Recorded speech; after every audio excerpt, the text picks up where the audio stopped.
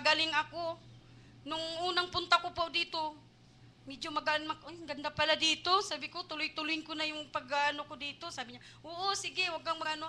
Nung pangatlo kong punta po dito, parang luwag na yung pakiramdam ko, ang gaan. Sabi ko, Amen. naku, ito na palang hinahanap ko. Ito na talaga, pati yung ulo ko, wala na. Yung kabigat ng paa, hindi mabuhat. Hindi ko pa mabigat kung ano kong naramdaman Paano ko. ka nung nakarating dito? Binubuhat ka? Hindi po.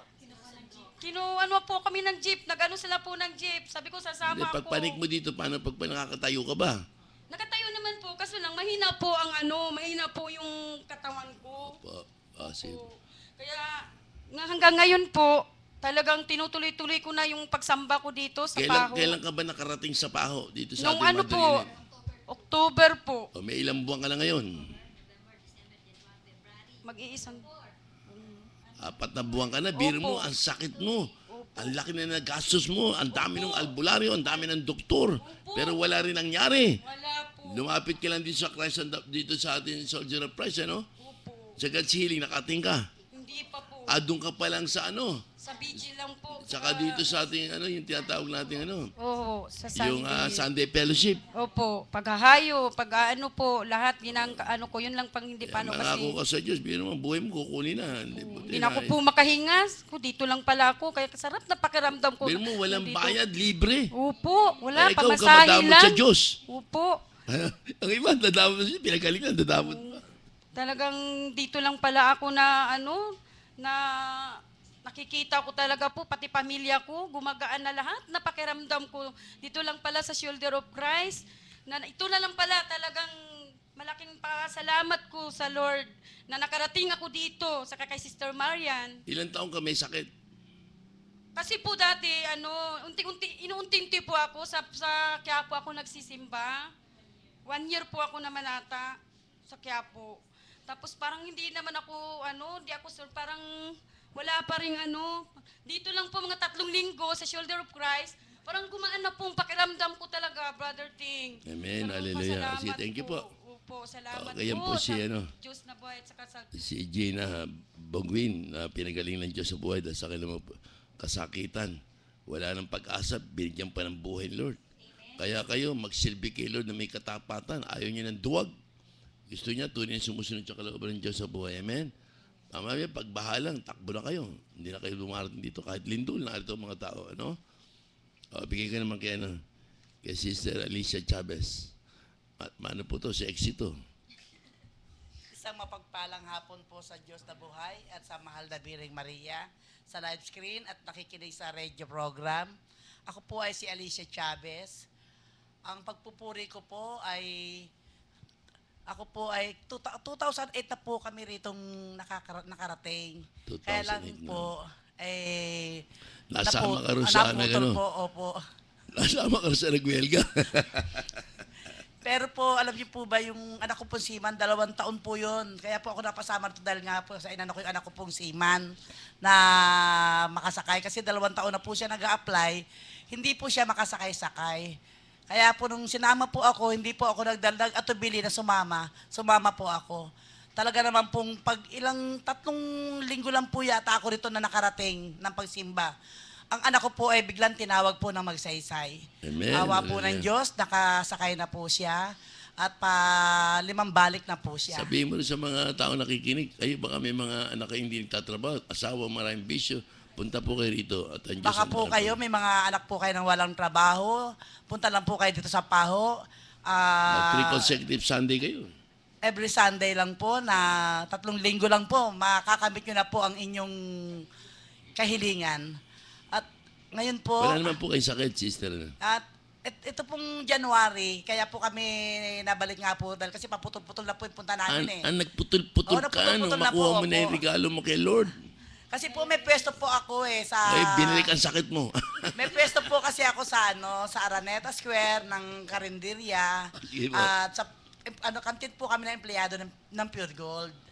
Apa. Hindi po ako talaga makalis-alis sa hanap buhay dahil talaga pong bawal po kasing huminto. Ang linggo, Kahit po kahit holiday, linggo, kahit po meron linggo, yan. po, dahil empleyado po eh. Apa. Pero alam niyo po, hindi po pala maganda. Talagang wala rin naman pong nangyayari. Hindi, Wala ano po. nangyari sa'yo? Nasa Pure Gold ka. Ngayon, nahinto ka na ba sa Pure Gold? Hindi pa po ako nahinto, kundi po itong apo ko, nagkasakit, 3 linggo po siyang nilalagnat. Apo. Ngayon, nilagnat po yung apo ko, college sa po yan, 17 years old. Sabi ko, Neng, panik tayo ng paho. Sabi niya, sige, sabi niya ngayon. Alam niyo po, pag panik po namin ng paho nitong January, na apo ko po nilalagnat, payat na po talaga siya. Pag panik po namin dito ng paho, pag simba namin, dito pa lang po sa paho, talaga pong nawala na siyang lagnat. At Amen. talaga pong Hallelujah. nawala po yung sakit niya, para lang po siyang nagdahilan. Amen. Pag uwi Hallelujah. po namin sa bahay, talagang wala na po talaga siyang sakit. Tapos po napanig sa amin po yung yung Mama Mary ng January 31. Yung kung tawagin natin yung Christ on the Block. Opo, yung Christ on the Block. Napanig po sa amin. Ito po ang nangyari. Napanig po siya, tapos kailangan po Monday, dadalhin po sa Tugatog. Meron po akong kausap, sabi ko, sige ka, kumauna na po kayo, sabi kong ganyan. At hindi po ako nakasunod, pero po ang Mama Mary yung napanig sa akin, nandoon na po, nadala po ng mga kasister ko. Alam niyo po, di ko kayo maniwala dahil kasi parang tinamad na po ako na sumama. Alam niyo po, di po kayo maniwala, 2 araw po ako hindi pinabangon, hindi pinalakad.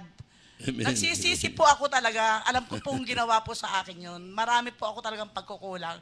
Kaya po ako talagang, eto na po ako talaga, sabi ko talagang magtutuloy-tuloy na po talaga akong sasama dito sa Soldier of Christ. Amen. Sabi ko, ayoko na po talagang huminto. Ngayon, binigyan din po niya ako ng pagsubok. Lagi po ako nangihina, nanlalata. Tapos ngayon, mapalig na po kami rito. Pero una linggo, nanlata po ako, nanghina. Hindi halos di po ako makalakad. Pero panik pa rin ho kami ng paho. Sumunod na linggo na naman ho, gano'n na naman. Nagpa-check up po ako ng dugo. Alam niyo po, ang blood sugar ko ho, 300. Ako. Ang taas po, doon ko po nalaman na may blood sugar ako. Talagang binigyan niya po ako ng kasakitan kasi ang sabi ko po kasi, maglilingkod po ako sa inyo pag ang anak ko po, itong anak kong babae isa nakaalis. At Nakaalis, maglilingkod hindi po ka ako sa naman inyo. naglingkod. Hindi po, yung isa pa po, may Ay, hiniling isa. pa po ako. Kaya sabi ko siguro ng Panginoon, sabi siguro ni Lord, hindi ka na pagbibigyan dahil hindi ka naman tumutugon sa iyong sa gawain. Kaya siguro binigyan niya po ako ng kasakitan. Ngayon, tutupad ka na. Kaya po narito na nga po ako na lagi na po akong tutupad at talagang po Amen. nag-God's healing na po ako. Ito po nung mangyari po sa akin ng God's healing, una pong punta ko doon talagang latan-lata po ako. Pangalawang araw po, pagpanik ko po dito na hagdan, naligaw pa po ako doon sa kabilang hagdan ako napanik. Dire-diretso na po ang panik ko, hindi na po ako mahawak. Sabi ko, naramdaman ko Amen. talagang malakas na po ako. Okay, thank you Nung po. pagdating po ng 5 days, kahapon po, God's healing. ng God's healing, yung baptism, alam niyo po, hindi po kayo maniniwala, para pong pinitik dito yung tagiliran ko, nung nagbabaptism kami, napatagilid po, tagulat din po ako. Alam ko po na inangking ko na ako po yung Amen. magaling Thank you po. na. Thank you po. Maraming salamat po, Oh, thank Lord. you po, Maraming Sister Alicia. salamat. Hallelujah, hallelujah. Okay, thank you. Po si Alicia Chavez, siya, mabait na masuwayin. Kaya lang, bandang ulit, pag nakuha na, tinatamad na. Kaya papaluli siya. Pinalo uli, babalik na naman. Ganyan po ang tao talaga. Yan ang alabok. Babalik-balik, Bigyan naman kay Sinsaneng, Hidalgo. Nagkasama si Sinsaneng, nabotas ka, no? Opo, pero ngayon po taga Pangasinan na po. Pangasinan ka na, o sige. Opo, yan. Sa mapagpalang hapon po sa ating Diyos na buhay, kay Mama Mary, sa ating pong head servant, Nakasama mo si Sister, Sister, sino ba yung nasa Pangasinan natin? Sister Juliet. Sino? Sina Sister Juliet po, sina Sister Ofi po. Opi, iba naman yung kila, Sa Malasiki po yun yata. iba naman yung kila, Cecil Maico, no? Sa Sige, Malasiki okay. po. Yan. At sa nakikinig po ngayon ng ating sa radio station po, nagpapasalamat po ako at nagpupuri sa Diyos kasi po niloob ng Panginoon na ngayon nandito po ako sa Maynila dahil po sa kabutihan ng Panginoon. Dahil po ako rin po ay may bukol sa breast noon, pero sa kabutihan ng Diyos, nung ako po'y pinagaling ng Panginoon at nangako ako na sabi ko, Lord, sa aking paggaling, maglilingkod ako sa iyo hanggang sa gusto mo. At yun po, nung ako po'y pinauwi sa Pangasinan, ito po pala yung paraan ng Diyos na sabi ko po, mag-evangelize lang, birthday evangelization lang po dapat kami. Tapos sabi sa akin, bakit di ka na lang po magbaba ng Mama Mary? Sabi ko, baka hindi ko po kaya kasi mahirap. At isa po doon, pag 7 o'clock na, wala na po kasing masasakyan. Kaya nag-arkila po kami ng sasakyan, umaabot po ng 200 pesos. Alam niyo po sa aming pagbababa, dumarating po yung lahat ng pamilya ko, pinapahinto na po ako. Ayaw na po nilang... Ayaw na. Yan sa gabal. Pamilya sa gabal. Ano? Minsan, anak, asawa. Tapos sabi po nila sa akin, Pag huwag ka nang magbaba kasi napapabayaan mo na yung mga anak mo. Kasi po pati trabaho ko, sabi, maghanap ka na lang ng trabaho na makakapag-ano sa pamilya. Sabi ko, hindi. Dahil nung ako'y nagkasakit, nangako ako sa Diyos.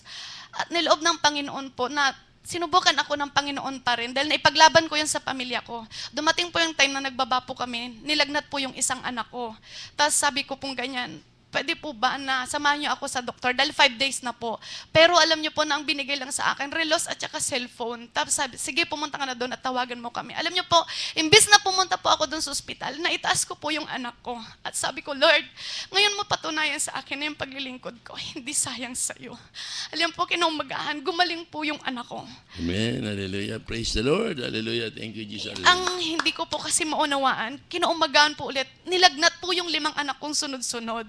Sabi ko, Lord, pag pinabayaan mong hindi gumaling tong mga anak ko, magiging dahilan nila para hindi ulit ako lalong maglingkod. Dahil siyempre po sasabihin nila, tingnan mo yung ginagawa ng Diyos sa'yo. Alam niyo po ba, sa kakasakitan ng mga anak ko, at gumaling sila lahat sabay-sabay po, pati yung anak ko po na parang di na po siya makatayo. Sabi po nila, oo nga no, gumaling yung anak niya. At ngayon, pinupuri ko ang Panginoon dahil po sa pagbababa namin at sa nangyari yun na ginawa ng Diyos sa akin. Mayroon po kami ngayon na may cancer na taga Baguio po. Nagpagad-siling po siya ngayon ng 15 days.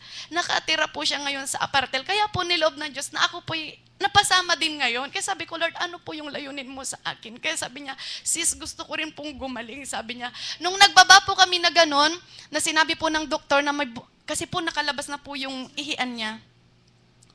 Lumabas na po yung ihian niya. Tapos sabi po ng doktor, uoperahan na po siya. Tapos nung nagbaba po kami at na-pray over po ni Lord, alam niyo po kung anong sabi niya, tumawag siya, sis, tutugon na ako doon sa sinasabi mong 15 God's healing. Dahil sinabi po sa akin ng doktor na yung bukol na tumubo sa akin, naging nana na lang at naging fluid, sabi po niya. Kaya pinupuri ko ang Panginoon dahil sabi ko na ipaglaban kita, napatunayan ikaw ang Diyos na buhay. Yan lang po. Yan po si mga ating pong kapatid, na naganabotas, ngayon napunta ng Pangasinan. Sa inyo po lahat, nananawagan po ako sa inyo lahat, 5 to. Ito yung mga 5, dapat kayo, kanya-kanya kayong araw. Nabigla, sabay. Kaya ngayon, gusto ko lang po iparating sa inyo sa lahat sa mga kapatid natin. Napakinggan nyo, damahin nyo po yung mga pinagsasabi nila, yung mga binalita nila sa ating lahat. Kung paano sila pinagaling ng Diyos sa buhay, paano sila nangako. Yung isa naglaylo, naparusahan. Yung isa, ganun din, marami. Yung asawa, pinanalangin, namatay. Nawala, hindi na siya naghirap. Yung isa, si sister naman, yung mga problema, lahat nalusutan. Si Bation, ito tao ng Diyos, ikot to. Sa lahat ng lugar, Wala nang kapahinga, pati law nyo, naroon pa rin. Para ba nilagyan siya ng trumpo? Bilib ako. Hilig ako kayo. Kaya kung wala sa inyong magbabad, tawagin si Marian. Handa siya magbaba. Ganyan po kanyang promise. Kaya kahit saan. Ilalagay ko nga yung pangalan mo lahat. Patatawag kita. Bibigyan niyo lang siya ng pamasahe. Wala siyang sahot. Okay po. At natin na po tayo sa pangatlong portion natin ating gawain. Kung tawagin to ay Healing on Day.